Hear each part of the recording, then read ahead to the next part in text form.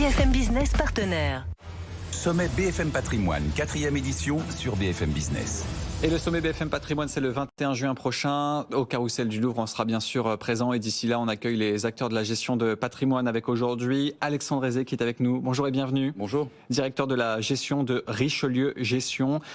Est-ce qu'on peut revenir en 2 minutes sur qui est Richelieu Gestion ? Alors, Richelieu Gestion est une société de gestion pour compte de tiers, qui est une filiale d'un groupe bancaire. On gère à peu près 1 milliard d'euros, à la fois sur des OPCVM très ciblés avec des caractères thématiques très, très forts, et puis une gestion sur mandat pour accompagner notamment les conseillers en gestion de patrimoine.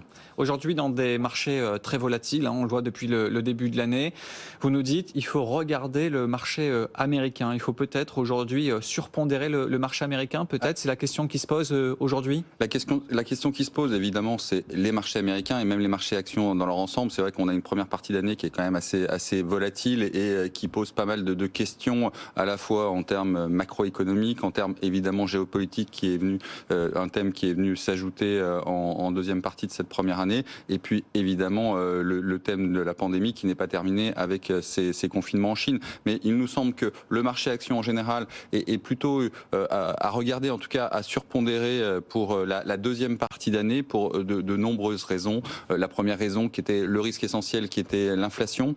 On commence à avoir quelques signaux qui tentent à penser que finalement la Banque centrale américaine est en train de maîtriser, en tout cas, est crédible vis-à-vis de son action contre des pressions inflationnistes et notamment au niveau des salaires. Et puis, on peut imaginer que d'ici la fin de l'année, la Chine réussisse son déconfinement et permette évidemment, on va dire, un délestage ou en tout cas des chaînes d'approvisionnement qui pourraient être moins problématiques à l'horizon fin d'année. Donc ça va normalement renormaliser les équilibres macroéconomiques et notamment en termes d'échanges. Et en termes de secteur d'investissement, après le bilan qu'on vient de dresser, là aujourd'hui on se tourne vers quel secteur ? Secteur d'investissement, alors on a parlé en termes géographiques, ouais. Les États-Unis qui nous semblent toujours bien placés parce qu'on a une banque centrale qui est très en avance et donc qui peut maintenant, par rapport à son taux neutre, on va dire équilibrer la croissance et l'inflation.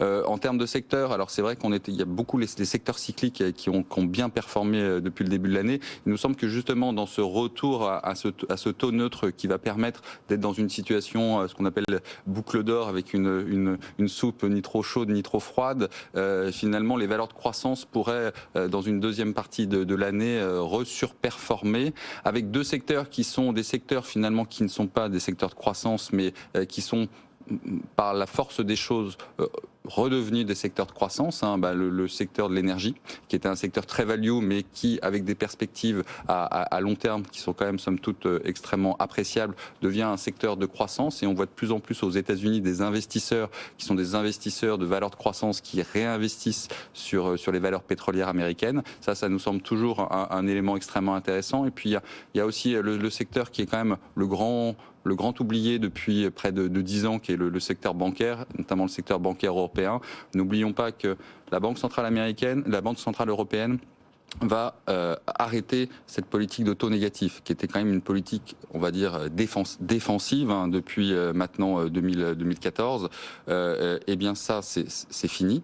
On va retourner sur des taux positifs, avec des courbes de taux plus en ligne avec ce qu'attendent les banquiers, en tout cas, pour à la fois distribuer du crédit et ne pas avoir des taux de dépôt qui leur coûtent de l'argent. Et donc, on va avoir des perspectives assez positives, que ce soit en termes de hausse des taux ou de fin des taux négatifs, des taux courts négatifs. Donc ça, c'est 2 secteurs un peu à part qui nous semblent c'est des vrais paris sectoriels jusqu'à la fin de l'année, et évidemment l'ensemble des valeurs de croissance. Et après, vous regardez aussi les entreprises qui versent des dividendes dans la durée. C'est ce que vous appelez les dividendes aristocrates, c'est ça ? Oui, alors ça, c'est une thématique américaine, c'est vrai qui est très intéressante, puisque c'est vrai que quand on est aux États-Unis, on parle beaucoup des valeurs qui sont liées à la croissance, aux technologiques, mais il y a tout un pan de valeurs qui sont des valeurs anciennes et qui ont cette capacité à travers les cycles économiques, et d'ailleurs qui l'ont démontré en 2009 ou en 2014 quand on a vu la crise sur l'énergie, voire même en 2020, à restituer des dividendes en croissance régulière, quel que soit le cycle économique. Et on a notamment chez Richelieu un nombre de fonds assez limité, avec des focus qui sont pour nous des focus de long terme pour les investisseurs, et notamment un fonds Richelieu America dont près de 50% est dédié à ces valeurs aristocrates, et ce qui permet à la fois d'avoir une moindre volatilité et puis de l'autre côté d'avoir une gestion beaucoup plus thématique sur des valeurs avec des sensibilités au marché action beaucoup plus moins défensives, on va dire. Donc c'est des valeurs plutôt value, j'imagine, des valeurs plutôt cycliques ou pas forcément? Pas forcément, c'est ça qui est intéressant, c'est-à-dire qu'on trouve des valeurs aristocrates dans tous les secteurs, Ça peut être dans des secteurs de la distribution. Vous avez par exemple une valeur Stanley Black & Decker, qui est une valeur quand même extrêmement cyclique et qui pourtant verse des dividendes réguliers depuis plus de 15 ans. Et puis vous allez avoir certaines valeurs dans le secteur bancaire ou des valeurs dans des secteurs beaucoup plus défensifs. Donc il y a vraiment, c'est vraiment une politique de distribution vers l'actionnaire qui cash is king, donc qui vraiment plaît à la fois aux fonds de pension et évidemment aux investisseurs particuliers. Et bien sûr, il y a une question aujourd'hui indispensable, on a envie de dire, c'est l'ESG.